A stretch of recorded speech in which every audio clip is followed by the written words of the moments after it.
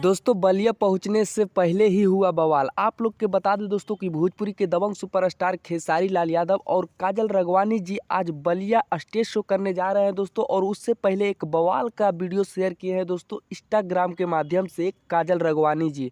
और आप लोग के बता दें कि ये वीडियो बहुत जोरों शोरों से वायरल चल रहा है दोस्तों सोशल मीडिया पे, अभी हर जगह ट्रेंडिंग कर रहा है दोस्तों।